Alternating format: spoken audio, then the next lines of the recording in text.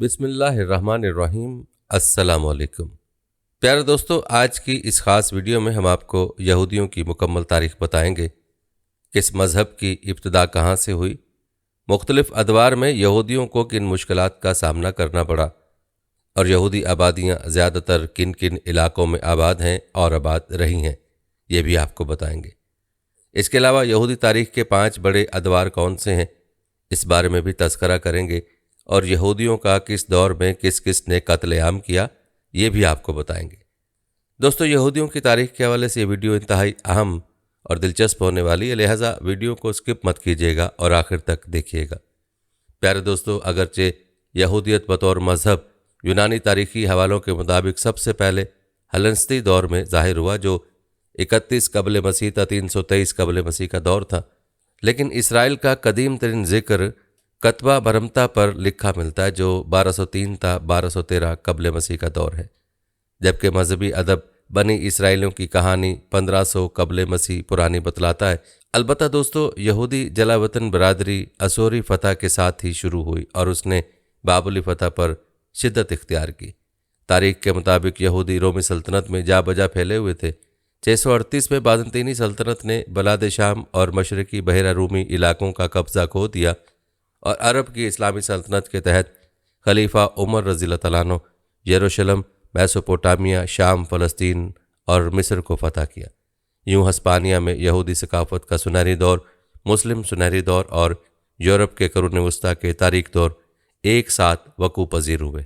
तारीख़ बताती है कि जब जज़ीरा नुमा आइबेरिया के ज़्यादातर इलाक़ों में मुस्लिम हुक्मरानी थी, उस दौर में यहूदियों को आमतौर पर मुआशरे में तस्लीम किया जाता था। चुनाचे यहूदी मजहबी, सकाफ़ती और इक़्तिसादी ज़िंदगी ने तरक्की की।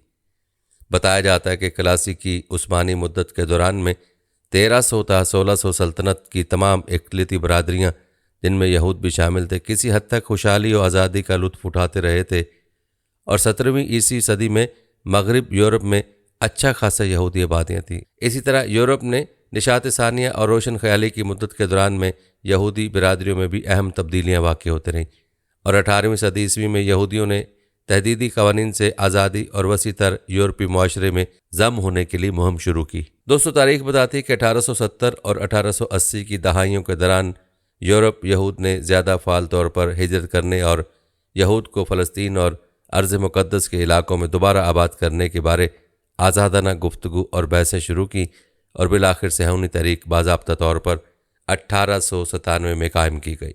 इसी दौरान यूरोप और अमेरिका के यहूद ने साइंस, सकाफ़त और मईशत के शोबों में भी महारत हासिल की, जिनमें आमतौर पर साइंसदान एल्बर्ट आइंस्टाइन और फ़लसफ़ी लुडोविक विटगेनस्टाइन को सबसे ज़्यादा मशहूर समझा जाता है। बताया जाता है कि इस दौर के बाद से यहूद ने बड़ी तादाद में नोबल इनाम जीतना शुरू किए। अलबत्ता 1933 में एडोल्फ हिटलर और नाज़ियों के जर्मनी में इक़्तिदार में आते साथ यहूदियों की सूरत हाल ज़्यादा कशीदा हो गई। इक़्तिसादी बहरान, साम मुखालिफ नस्ली कवानीन और करीब तर होती आइंदा की जंग के खौफ ने बहुत से यहूदियों को यूरोप से फ़लस्तीन, रियासत मुत्तहिदा अमेरिका और सोवियत यूनियन फ़रार होने पर मजबूर किया और 1939 में दूसरी जंग अज़ीम शुरू हुई तो 1941 तक हिटलर ने पोलिस्तान और फ्रांस समेत तकरीबन तमाम यूरोप, जहाँ इस वक्त लाखों यहूदी रह रहे थे, पर कब्ज़ा कर लिया और 1941 में सोवियत यूनियन पर हमले के बाद यहूदियों का हतमी इलाज यानी यहूदी लोगों का वसी पैमाने पर बेमिसाल और मुनज़्ज़म कत्लेआम शुरू हुआ, जिसका मकसद यहूदी नस्ल की फना और ख़ात्मा था और इसके नतीजे में यूरोप और साथ में शुमाली अफ्रीका, अतालवी लीबिया में यहूद पर जुल्म सितम और अक़ूबत वक़ू पज़ीर हुआ। दोस्तों, इस नस्ल कशी, जिसमें तकरीबन 60 लाख यहूद बाज़ाब्ता तरीके से हलाक किए गए, इसको मर्ग अम्बो यानी होलोकास्ट या इब्रानी इस्तिलाह शवा का तौर पर जाना जाता है। बताया जाता है कि सिर्फ पोलिस्तान के हरासती कैंपों में 30 लाख यहूद गैस की कोठरियों के ज़रिए कत्ल हुए, जबकि सिर्फ आशुट्स हरासती कैंप में 10 लाख कत्ल किए गए। दोस्तों, तारीख़ बताती है कि 1945 में फ़लस्तीनियों ने यहूदी मज़ाहमती तंजीम मुत्तहिद हुई और यहूदी मज़ाहमती तहरीक हगाना की बाकायदा बुनियाद डाली गई। तहरीक ने बरतानवी तसल्लुत से लातल्लुकी का बरमला इजहार शुरू कर दिया, हत्ता के बरतानवी हुकूमत के फ़लस्तीनी इलाक़ों में लामहदूद यहूदी आबादकारी से इनकार पर हगाना ने दहशतगर्द तरीक़ा मज़ामत अपनाया और साथ ही साथ बहरी जहाज़ों में गैर कानूनी तारकीन वतन यहूद को फ़लस्तीन में आबाद करने लगे और डेविड बिन गोरियान ने 14 मई 1948 को अर्ज़ मुक़द्दसा में यहूदी रियासत के क़याम का ऐलान भी कर दिया, जो इसराइली रियासत के तौर पर जाना गया। उसके बाद फौरी तौर पर तमाम हमसाया अरब रियासतों ने इसराइल पर हमला कर दिया, जबकि नौज़ायदा इसराइली फ़ौज बरतानिया और फ़रांस की मदद से मज़ाहमत करती रही। बताया जाता है कि 1949 में जंग ख़त्म हुई तो इसराइल की रियासत की तामीर शुरू हुई और रियासत ने बड़े पैमाने पर दुनिया भर से सैकड़ों हज़ारों यहूदी मुहाजिरीन की लहरों को जज़्ब किया। आज इसराइल एक पार्लिमानी जमहूरियत है जिसकी आबादी 80 लाख अफराद से ज़ायद है, जिनमें 60 लाख यहूदी हैं। याद रहे, सबसे बड़ा यहूदी तबका इसराइल और अमेरिका में है, जबकि अहम बरादरियाँ फ्रांस, अर्जेंटाइन, रूस, बरतानिया, ऑस्ट्रेलिया, कनाडा और जर्मनी में हैं। प्यारे दोस्तों, ये एक अजमाली खाका था यहूदियों की तारीख़ के हवाले से। उसकी मुकम्मल तफसील मुख्तलिफ अदवार के हवाले से और मुख्तलिफ इलाकों के हवाले से आगे बयान होने वाली है। आइए आपको यहूदी तारीख़ के अहम अदवार के बारे में बताते हैं। याद रहे कि यहूदियों और यहूदियत की तारीख़ को 5 अदवार में तकसीम किया जा सकता है। नंबर 1, आगाज़ यहूदियत से कबल की कदीम अर्ज़ मुक़द्दसा 586 कबल मसीह।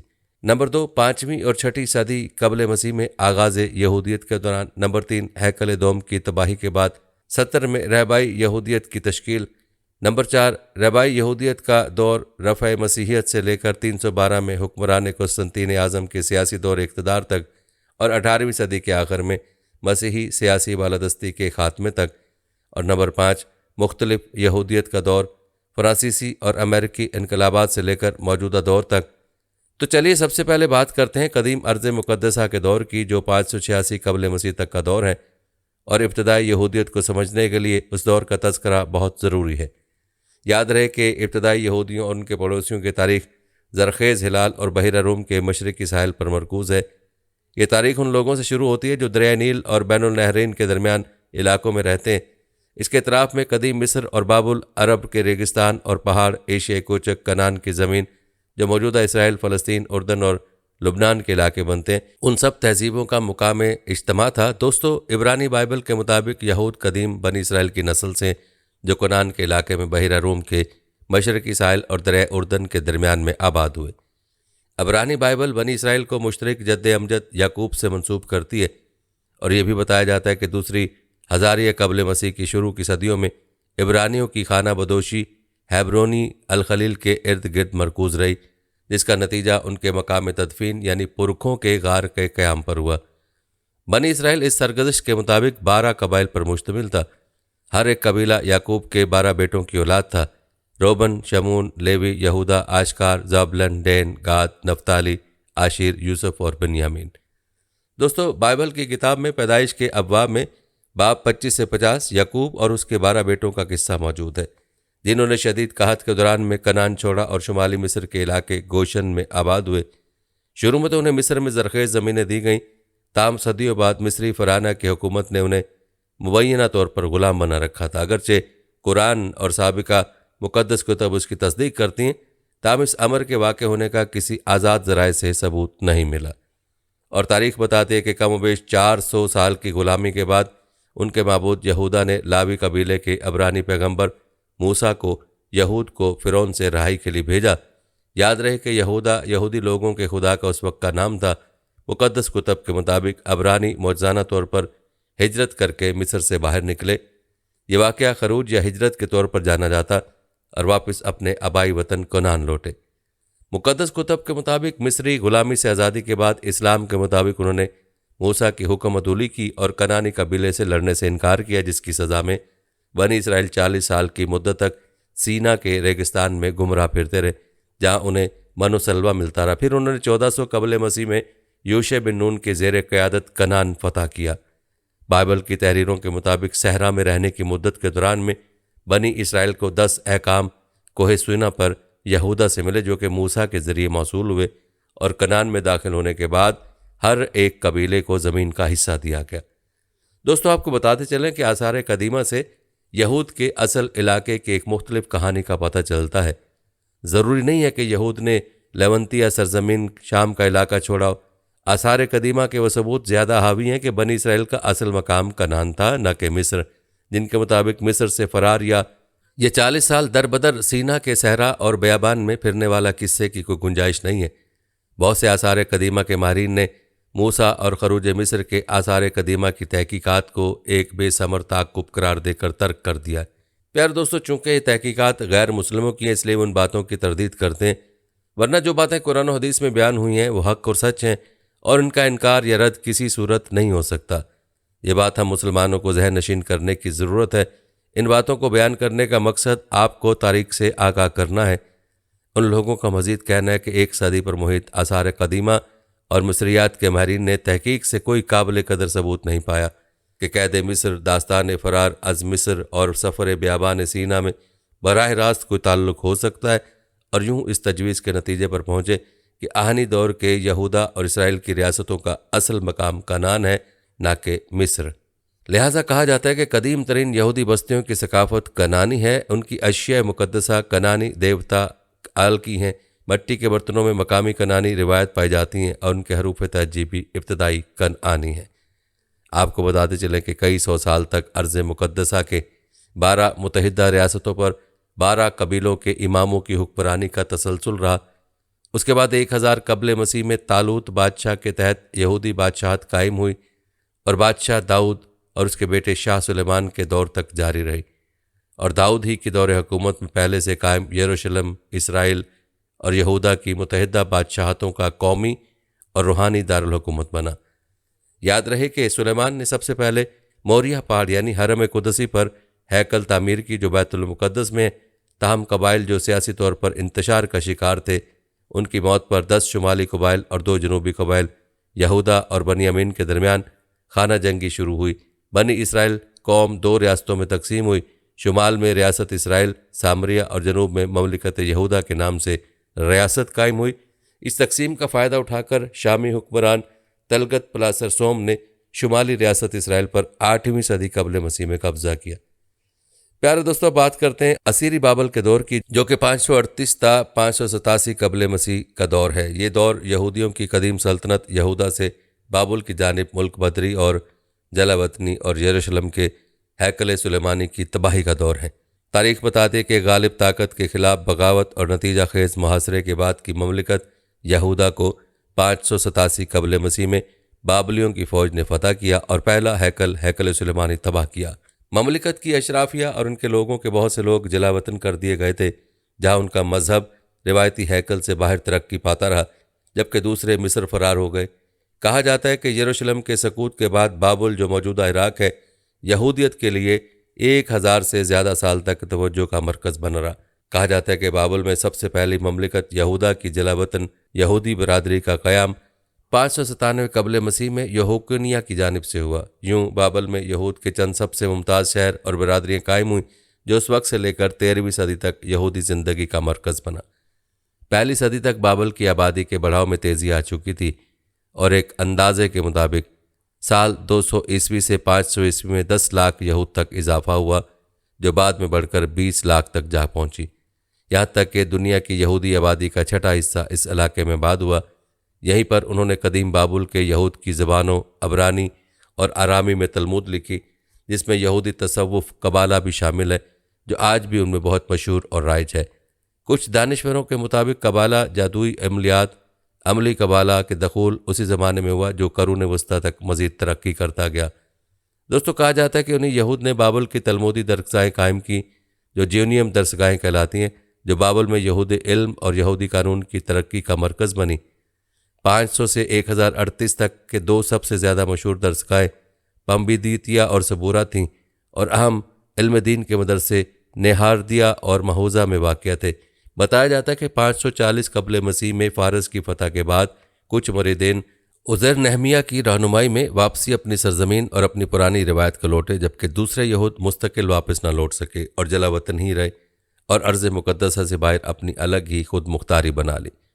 बाज़ तारीखी रिवायत के मुताबिक फ़ारसी मंजूरी और माली इमदाद के तहत यहूदी जलावतनी से वापसी के बाद यरूशलेम लौटते हुए दूसरे हैकल की तामीर आखिरी 3 यहूदी अंबिया हज्जी, ज़करिया और मलाकी की क़यादत में 516 कबल मसीह में मुकम्मल हुई। और बताया जाता है कि आखिरी यहूदी नबी की वफ़ात के बाद फ़ारसी हुक्मरानी के नीचे यहूदी लोगों की क़यादत ज़गूत रहनुमा की 5 नस्लों में रही। यहूदी कौम ने पहले फ़ारसियों के मातहत और फिर यूनानियों के ज़ेर तसल्लुत कुछ तरक्की की, जिसके नतीजे में फ़्रेसी और सदूकी कायम हुए। यूं पहली बार यहूदिया में अपने यहूदी सिक्के बनाने के काबिल हुए। दोस्तों, जलावतनी के बाद का दौर हेलेनिस्टिक दौर है, जो कि 110 कबल मसीह था 332 कबल मसीह का दौर है।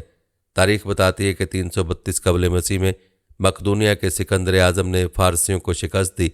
सिकंदर की मौत और उसके जर्नैलों में उसकी सल्तनत की तकसीम के बाद सलोकी सल्तनत कायम हुई, लेकिन सिकंदर की फतवात ने यूनानी सकाफत को शाम तक फैला दिया था। उस वक्त में यहूदियत के धारे 3री सदी कबली मसीह में तैयार होने वाले हेलेनिस्टिक फ़लसफ़े से मुतासिर हुए। इस दौर के बाद हशमोनी सल्तनत का तज़किरा आता है। याद रहे कि हशमोनी सल्तनत का दौर 63 कबल मसीह था 110 कबल मसीह तक का दौर है। कहा जाता है कि हेलेनिस्टिक यहूद और दीगर यहूद के दरमियान ताल्लुकात की खराबी ने सलोकी बादशाह अंत्योखुस चहारम के बाद यहूदी मजहबी रसूमात और रिवायत पर पाबंदी के अहकाम जारी करने पर मजबूर किया। उसके बाद कुछ गैर महज़्ज़ब यहूद, जिन्हें मकाबीन भी कहा जाता है, ने हशमोनी ख़ानदान की क़यादत में बगावत की। उस बगावत के नतीजे में आखिरकार एक आज़ाद यहूदी ममलिकत की तश्कील हुई, जिसे हशमोनी ख़ानदान के नाम से जाना जाता है, जो 63 कबल मसीह था 165 कबल मसीह तक जारी रही। लेकिन सालोमी अलेक्जेंड्रा के बेटों हैरकानुस दोम और आरिस्नोबुलोस दोम के दरमियान खाना जंगी के बायस हशमोनी ख़ानदान बिलाखिर टूट गया, और वो लोग जो किसी बादशाह की बजाय मजहबी पादरियों की हुक्मरानी में रहना चाहते थे, वो रोमी हुकाम से हमले और मदद की अपीलें करते रहे। चुनाचे रोमी फतह और इलाक़ की एक मुहिम जोई, जिसकी क़यादत पोम्पी ने की, जल्द ही उसके बाद वाक़या हुई। प्यार दोस्तों, उसके बाद अर्ज़ मुक़द्दसा में रूमी हुकूमत का तज़किरा आता है। ये दौर 63 कबल मसीह से 324 तक का दौर है। तारीख बताती है कि यहूदिया हशमोनियों के तहत एक आज़ाद यहूदी रियासत थी, लेकिन रोमी जनरल पोम्पी ने 63 कबल मसीह में से फतह कर लिया और एक ज़ेर तहफ़्फ़ुज़ रियासत के तौर पर दोबारा मुनज़्ज़म किया। रोमी फैलाव दूसरे इलाकों में भी अगले 150 साल से ज़्यादा जारी रहा। कहते हैं बाद में हेरोडियस को रोमी सेनेट ने यहूदियों का बादशाह मुकर्रर किया, जिसने हशमोनी ख़ानदान की जगह ली। उसकी औलाद में से कुछ लोग बाद में मुख्तलिफ ओहदों पर फायज रहे, जिसे हेरोडी सिलसिला के नाम से जाना जाता है। मुख्तसर ये कि 4 कबल मसीह से 6 तक यहूदिया सूबा हेरोड आर्केलाउस की हुकूमत में शामिल रहा और रोमी ने उसे बादशाह का लक़ब देने से इनकार किया। अलबत्ता 6 में कॉर्निस की मरदमशुमारी के बाद 41 तक एक नाज़िमुल अमूर परफेक्ट मिस्र रोम जैसा कि हुक्मरानी में रोमी सहूबा यहूदिया तश्कील दिया गया, जो 44 के बाद मुख्तार कार बना। कहा जाता है कि सल्तनत का अपने यहूदी रियाया के साथ बर्ताव अक्सर जाबिराना और जालमाना था। दोस्तों, तारीखी रिवायत के मुताबिक 30 या 33 सन में गलील में पैगंबर रब्बी और ईसाइयत की मरकज़ी शख्सियत ईसा अलैहिस्सलाम को यरूशलेम में यहूदिया के रोमी नाज़िमुल अमूर के हुक्म पर पिलातस मसलूब करके मौत के घाट उतारने की कोशिश की गई और 66 में यहूद ने यहूदिया के रोमी हुक्मरानों के खिलाफ बगावत शुरू कर दी। इस बगावत को मुस्तकबिल के रोमी शहनशाहों वेस्पासियान और टेटुस ने शिकस्त दी और 70 में यरूशलेम के मुहासरे में रोमियों ने यरूशलेम में वाक़ हैकल को तबाह किया और कुछ सरगज़श्तों के मुताबिक हैकल से मेनोरा जैसे तबरुकात लूट लिए। दोस्तों, तारीखी रिवायत के मुताबिक यहूद इस सरजमीन पर काफ़ी तादाद में रहते रहे, यहाँ तक कि 115 था 117 की जंग कैटूस हुई और जूलियस सेवरिस ने 132 था 136 में बारको खबा बगावत को कुचलते हुए यहूदिया को तबाह किया, जिसमें 985 देहातों को तबाह किया गया और वस्ती यहूदिया के ज़्यादातर यहूदी आबादी को कत्ल किया गया, गुलामी में बेच दिया गया या फरार पर मजबूर किया गया। यूं सिवाय तेशाबाव के यहूदी आबादी यरूशलेम से शहर बदल रही और गलील में और इफना में ही मरकूज़ रही, और इसी दौरान में यरूशलेम का नाम बदलकर एलिया कैप्टोलिनिया रखा गया और यहूदिया का नाम बदलकर फ़लस्तीन शाम रख दिया गया। दोस्तों, पहले भी जिक्र हो चुका है कि यहूदी बेदखली का आगाज़ आसूरी फतह में हुआ और बाबल की फतह के दौरान बड़े पैमाने पर जारी रहा। 6ठी सदी कबल मसीह में जब यहूदिया सूबा से यहूदी कबीले को यहूदिया के माजूल बादशाह यहोयाकीन के साथ बाबुल से जलावतन कर दिया गया था। याद रहे कि जलावतनी 586 कबल मसीह में यरूशलेम में हैकल की तबाही के बाद भी जारी रही। 135 ईस्वी में बारको खबा बगावत के बाद सदियों तक बहुत से यहूद बाबुल की तरफ हिजरत करते रहे। इसी तरह बहुत से यहूदियों को रोमी सल्तनत के दीगर हिस्सों में गुलामी में बेच दिया गया था, जबकि कुछ रोमी सल्तनत के दीगर इलाकों के शहरी बन गए थे। प्यारे दोस्तों, कदीम रिवायत के मुताबिक 562 कबल मसीह में यहूदा से ताजर हिंदुस्तान के मौजूदा शहर कोचीन कूची पहुंचे और मजीद जलावतन यहूदा के बासी 70 में हैकल की दूसरी तबाही के बाद पहुंचे। अलबत्ता कोचीन यहूदी रवायत का ख्याल यह है कि उनकी बिरादरी का आगाज़ दूसरे हैकल की तबाही के बाद 72 ईस्वी में शंगली में यहूदियों की आमद पर शुरू हुई। इसमें यह भी कहा गया कि एक छोटी यहूदी बादशाहत यानी 379 ईस्वी में एक मकामी बादशाह चेरामन पेरोमिल की तरफ से यहूदी बिरादरी को उनके रहनुमा जोसेफ रबन के तहत खुद मुख्तारी दी गई और यूँ वहाँ का पहला कनीसा 1568 में तामीर किया गया था। कहते हैं इस खित्ते में रूमी सल्तनत के साथ यहूदियत के ताल्लुकात पेचीदा होते चले गए, लेकिन कुस्तुनतीन अव्वल ने यहूदियों को साल में एक बार मगरबी दीवार पर तैशा बाव पर अपनी शिकस्त और ज़िल्लत पर मातम करने की इजाज़त दी। 351-352 में गलेल के यहूदियों ने एक और बगावत शुरू की जिससे भारी इंतकाम लिया गया।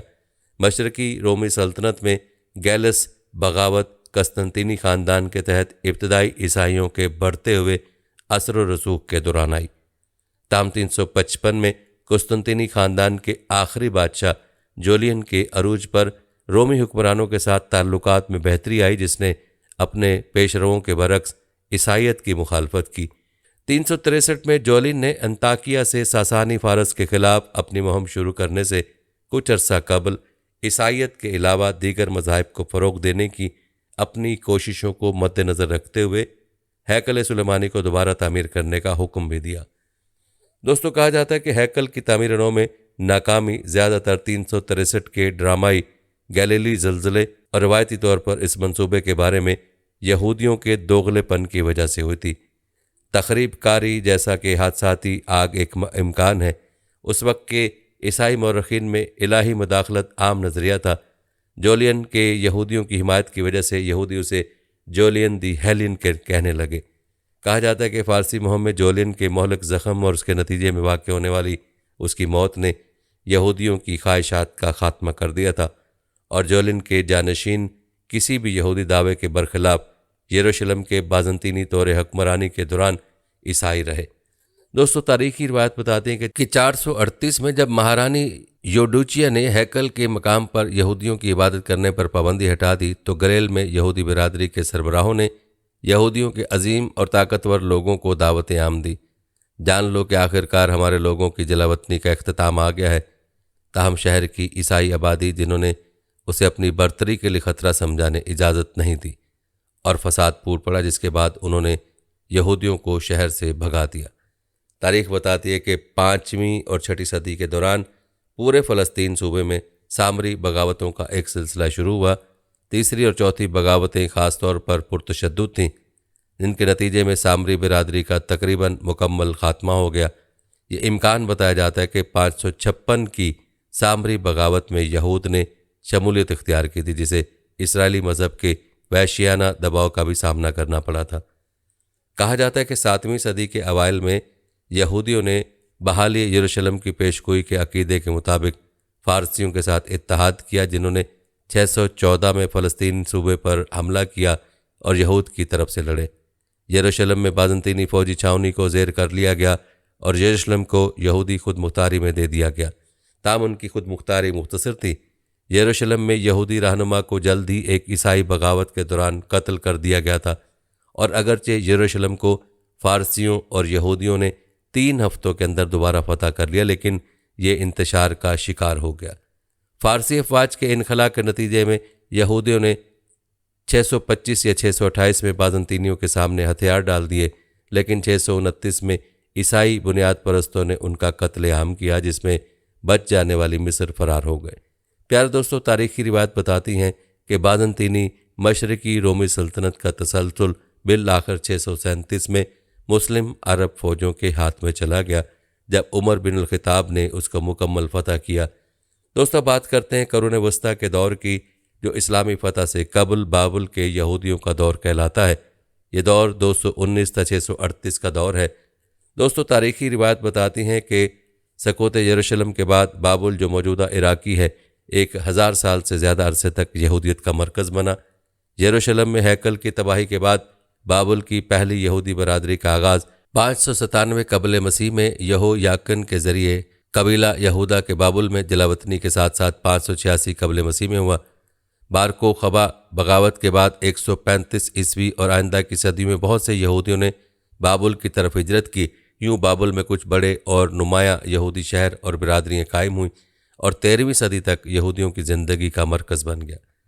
एक अंदाजे के मुताबिक पहली सदी ईस्वी तक बाबुल में यहूदियों की तेज़ी से बढ़ती हुई 10 लाख की आबादी थी, जो 200 ईस्वी और 500 ईस्वी के दरमियान एक अंदाजे के मुताबिक तबी बलीदगी और मज़ीद यहूदियों की हिजरत की वजह से 20 लाख तक पहुँच गई। अर्ज़ मुक़द्दसा से उस दौर में दुनिया की यहूदी आबादी का तकरीबन 1/6 बनता था। यहूद ने बाबुल में तलमूदी दरसगाहें कायम की, जिन्हें ज्योनिक दरसगाहें भी कहा जाता है। याद रहे कि ज्योनियन का मतलब अबरानी बाइबल में शान या ज़हीन है। ये दरसगाहें तकरीबन 500 ईस्वी से बाबुल में यहूदी अलूम शरीयत की तरक्की का मरकज़ बनी नहीं। बताया जाता है कि तलमूदी मदारिस यहूदी सकाफ़त और तालीम का एक अहम हिस्सा बन गईं और यहूद ने मगरबी और मशरक़ी यूरोप, शुमाली अफ्रीका और बाद की सदियों में अमरीका और दुनिया के दीगर ममालिक में जहाँ यहूदी मुंतशिर थे यशीवा मदारिस कायम करते रहे। बताया जाता है कि यशीवा मदारिस में तलमूदी तालीम, जिनमें से ज़्यादातर रियासत मुत्तहिदा अमेरिका और मकबूजा फ़लस्तीन में वाक़ हैं, आज भी जारी है। कहा जाता है कि कदीम अहद अतीक और इब्तदाई क़रून वस्ता के यहूद के लिए बाबुल के यशीवा यहूदी मजहबी हुकाम की मजलिस शूरा के मुशाबह थे। ये दरसगाहें क़ब्ल इस्लाम बाबुल में ज़रतश्ती सासानी ख़ानदान के तहत कायम की गई थीं और ये सासानी दारुल हुकूमत मदाइन से ज़्यादा दूर वाक़ न थीं, जो उस वक्त दुनिया का सबसे बड़ा शहर था। 7वीं सदी में फ़ारिस की इस्लामी फ़तह के बाद ये दरसगाहें इस्लामी खिलाफत के तहत 400 साल तक चलती रहीं। शरीरा गाउन मुफ्ती आज़म के मुताबिक सोरा का पहला गाँव मुफ्ती आज़म मारबार रब चनान था, जिसने 609 में ओहदा संभाला था। सोरा का आखिरी गाउन मुफ्ती आज़म सैमुअल बिन होफनी था, जिसका इंतकाल 1034 में हुआ था। पम्बतिया का आखिरी गाँव मुफ्ती आज़म हज़किया था, जिसे 1040 में तशद्दुद करके हलाक कर दिया गया था। यूं जेनियम अहद उलमा की सरगर्मी तकरीबन 450 साल की मुद्दत पर मुहित रही। प्यारे दोस्तों, याद रहे कि बाबल यहूदियत की बुनियादी मकामात में से एक नहरदिया था, जो उस वक्त की दुनिया का एक बहुत बड़ा शहर था, जो ज़्यादातर यहूद पर मुश्तमिल था। यहाँ पे वाक़ई एक बहुत ही कदीम कनेसा के बारे में ख्याल किया जाता है कि बादशाह यहोयाकिन ने इसे तामीर कराया, जो उस ज़माने में यहाँ नहरदिया में मौजूद था। नहरदिया के करीब हिजल में एक और कनेसा थी, जहाँ से अजरा की दरसगाह के खंडरात देखे जा सकते हैं। कहा जाता है कि हैड्रिन से पहले के ज़माने में अकीबा सेंड्रेन के तबलीगी दौरे पर नहरदिया पहुँचे तो अज़दवाजी कानून के एक नुक्ते पर एक मकामी आलिम के साथ मुबाहिसा हुआ। उसी ज़माने में नेस्बेस में यहूदियों की एक बेहतरीन दरसगाह थी, जिसका सदर मुदर्रिस यहूदा बिन बथीरा था, जहाँ जुल्म सितम से पनाह हासिल करने बहुत से यहूदी उलमा आते थे। नहर पैकोड के एक स्कूल को भी एक ख़ास मगर आर्जी अहमियत हासिल हुई, जिसकी बुनियाद यहूदी तारक वतन हन्नानिया ने रखी थी, जो यूशे बिन हनानिया का भतीजा था। कहते हैं कि यह मदरसा बाबली यहूदी और इसराइली यहूदियों के दरमियान तफरके का सबब बनता अगर यहूदी हुकाम फौरी तौर पर हन्नानिया के अज़ाइम की जांच न कर लेते। दोस्तों, बात करते हैं बाज़ंतीनी दौर की, जो 324 था 638 का दौर था। तारीख़ बताती है कि यहूदी पूरी रोमी सल्तनत में फैले हुए थे और ये दौर वस्ती और मशरक़ी बहरा रूम में बाज़ंतीनी हुक्मरानी के दौर में कुछ हद तक जारी रहा, क्योंकि बाज़ंतीनी सल्तनत की अस्करियत पसंदी और ख़ुसूसी ईसाईयत ने यहूदियों के साथ अच्छा सलूक नहीं किया। यूं सल्तनत में आबाद यहूदियों की हालत और असर रसूख में ड्रामाई तौर पर कमी वाक़ हुई। यहूदियों को ईसाई बनाना सरकारी पॉलिसी थी और ईसाई क़यादत ने अपनी कोशिशों में रोम की सरकारी ताकत का इस्तेमाल किया। अलबत्ता 351 में यहूदियों ने अपने गवर्नर कॉन्स्टेंटाइनस गैलस की इजाफी दबाव के खिलाफ बगावत की। गैलस ने बगावत को ख़त्म कर दिया और गलीली के इलाके के बड़े शहरों को तबाह कर दिया जहाँ बगावत शुरू हुई थी। यूं तरनपुरी और लद, जो दो बड़ी कानूनी दरसगाह मकाम थे, दोनों तबाह हुए और फिर कभी बहाल ना हो सके। दोस्तों, तारीखी रिवायत बताते हैं कि इस दौर में तिब्रिया में हलेल दोम ने एक सरकारी जंतरी बनाई, जिसके लिए माहाना चांद देखने की ज़रूरत नहीं थी। महीने मुकर्रर किए गए थे और जंतरी को यहूदिया से मज़ीद इख्तियार की ज़रूरत नहीं थी।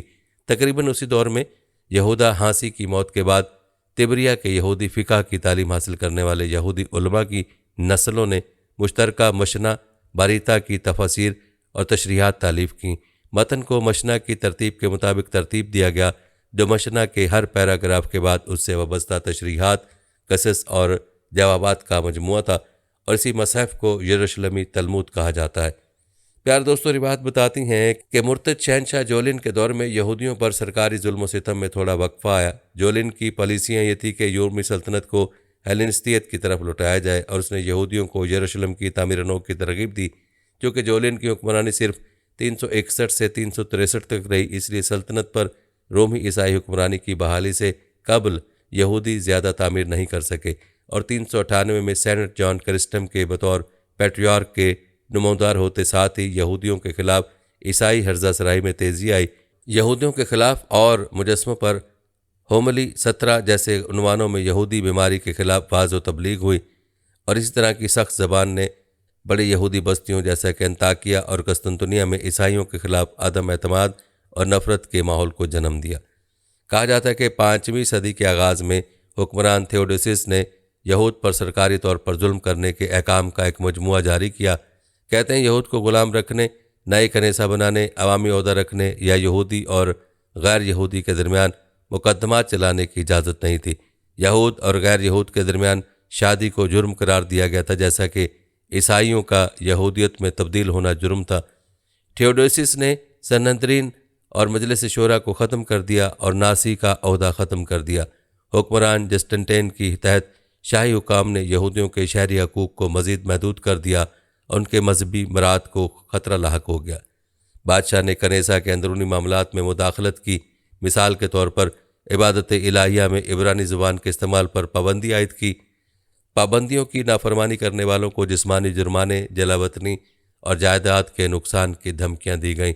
कहते हैं जस्टिनटेन और उसके जानशीनों को सूबा यहूदिया से बाहर खदशात लाहिक थे और उसके पास इन ज़वाबित को नाफिज करने के लिए नाकाफ़ी फौज थी, जिसके नतीजे में 5वीं सदी वो दौर था जब नए कनेसों की तामीर की एक लहर आई, जिनमें से बहुत से खूबसूरत फर्शों पर पिच्चीकारी की गई।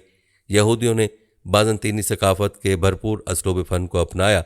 उस दौर की यहूदी पिच्चीकारी लोगों, जानवरों, सितारों, बुर्जों और बाइबल के किरदारों की तस्वीर कशी करते हैं। उन कनेसों के फ़र्शों की बेहतरीन मिसालें बैत अल्फा, जिसमें इब्राहिम का अपने बेटे की बजाय एक मेंढे की कुर्बानी करने का मंजर शामिल है, तिब्रिया, बैतशीन और जयपुरी में पाया गया। अलबत्ता बाज़ंतीनी हुकूमत के तहत यहूद का गैर यकीनी वजूद ज़्यादा देर तक बरकरार नहीं रहा, जिसकी बड़ी वजह जज़ीरा नुमा अरब से इस्लाम का फूटना था। याद रहे कि मुस्लिम खिलाफत ने 636 में जंग यरमूक में फ़तह के चंद सालों में ही बाज़ंतीनियों को अर्ज़ मुक़द्दस सरज़मीन शाम, जिसे जदीद इसराइल, उर्दन, लुबनान और शाम कहा जाता है, से बेदखल कर दिया। बाद की सदियों में यहूद ने खिलाफत में सकूनत के लिए बाज़ंतीनी इलाकों से मुस्लिम इलाकों में फ़रार इख्तियार किया।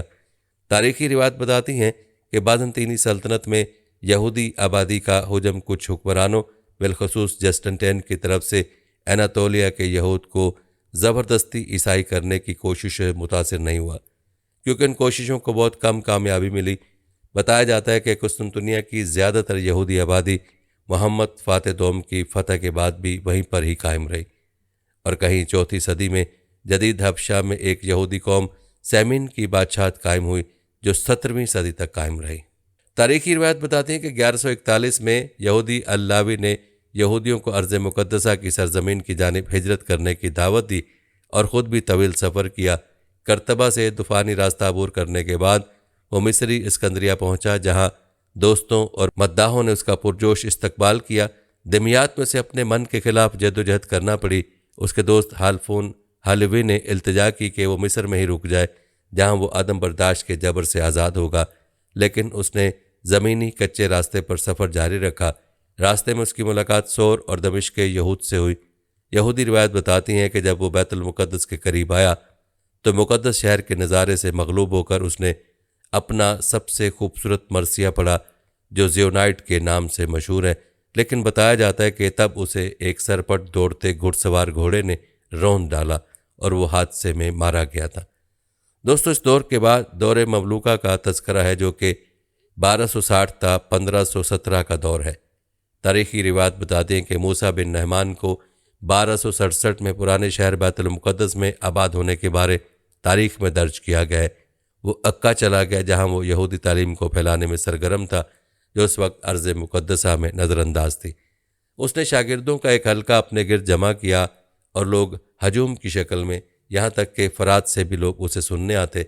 कहा जाता है कि क्राइम हारून बिन यूसुफ कबीर उनके दरूस में शिरकत करता था। बाद में सबसे बड़े क्राइम हुकाम में शामिल हुआ। हैबतुल मुक़द्दस में मूसा बिन नौमान की आमद के थोड़े ही अरसे बाद उसने अपने बेटे नौमान को एक ख़त लिखा जिसमें उसने मुक़द्दस शहर से यहूदियत की वीरानी को बयान किया। उस वक्त इसमें सिर्फ 2 यहूदी बाशिंदे थे। 2 भाई तिजारत के लिहाज से रंगसाज थे। अक्का के बाद एक ख़त में मूसा बिन नौमान ने अपने बेटे को इनकसारी पैदा करने की नसीहत की, जिसे वो खूबियों में से अव्वलीन समझता था। एक दूसरे ख़त में दूसरे बेटे को मुखातिब करते हुए, जो ताज कश्ताला दरबार में एक सरकारी ओहद पर फाइज था, मूसा बिन नौमान ने रोज़ाना की इबादत की नसीहत की और सबसे बढ़कर गैर इखलाकी हरकतों के खिलाफ खबरदार किया।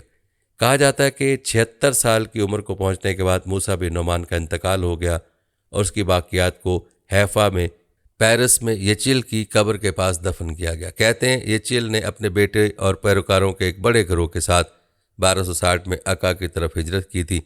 वहाँ उसने तलमुदी मदरसा मदराश हागोडल डी पेरिस कायम किया। ख्याल किया जाता है कि इसकी मौत 1265 और 1268 के दरमियान हुई। उसके बाद की रिवायत बताती है कि 1488 में मशना का मुफस्सिर अबादिया बिन इब्राहिम यरूशलेम पहुंचा। उसने अर्ज़ मुक़द्दस में यहूदी बरादरी के लिए वापसी का एक नया दौर शुरू किया। प्यारे दोस्तों, तारीखी रिवायत बताती हैं कि कुरून वस्ता में यहूद के साथ अमूमन मुसलमान हुक्मरान ईसाइयों से बेहतर सलूक करते थे। उनके दूसरे दर्जे की शहरियत के बावजूद यहूद ने मुस्लिम अदालतों में नुमाया किरदार अदा किया और 900 ता 1100 के करीब उंदलस में सुनहरी दौर का मुशाहदा किया। हालांकि बादज़ा सूरत हाल ख़राब होती गई, ताहम यहूद की हलाकत के नतीजे में फसादात सदियों के दौरान शुमाली अफ्रीका में होते रहे और ख़ास तौर पर मराकश, लिबिया और अलजायर में, जहाँ बिलाखिर यहूदी पाड़ा में रहने पर मजबूर हुए।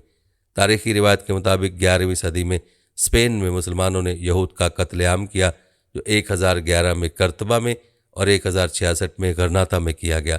कहा जाता है कि कुरून वस्ता में मिस्र, शाम, इराक और यमन की हुकूमतों ने कनेसा को तबाह करने के अहकामात सादिर किए थे और बाज़ रिवायत के मुताबिक यमन, मराकश और बगदाद के कुछ हिस्सों में यहूद को इस्लाम कबूल करने या मौत का सामना करने पर मजबूर किया गया। तारीख बताती है कि बर्बर मोहद्दीन ने 1172 तक इस्लामी जज़ीरानुमा के ज़्यादातर हिस्से पर कब्ज़ा कर लिया था। बुनियाद परस्ताना नुक्ता नज़र में मराबतीन को पीछे छोड़ दिया। वो ज़िम्मियों के साथ सख्ती से पेश आते थे। उन्होंने यहूद और ईसाइयों दोनों को मराकश और इस्लामी स्पेन से निकाल बाहर किया। मौत या तब्दीली मज़हब के इंतखाब का सामना करते हुए बहुत से यहूदियों ने हिजरत की। कुछ लोग, जैसा कि मूसा बिन मैमून का ख़ानदान, जनूब और मशरिक़ की तरफ मुस्लिम इलाकों की तरफ फ़रार हो गए, जो निस्बतन उनके लिए रवादार थे, और कुछ लोग वसी होती हुई ईसाई रियासतों में आबाद होने के लिए शुमाल की तरफ चले गए।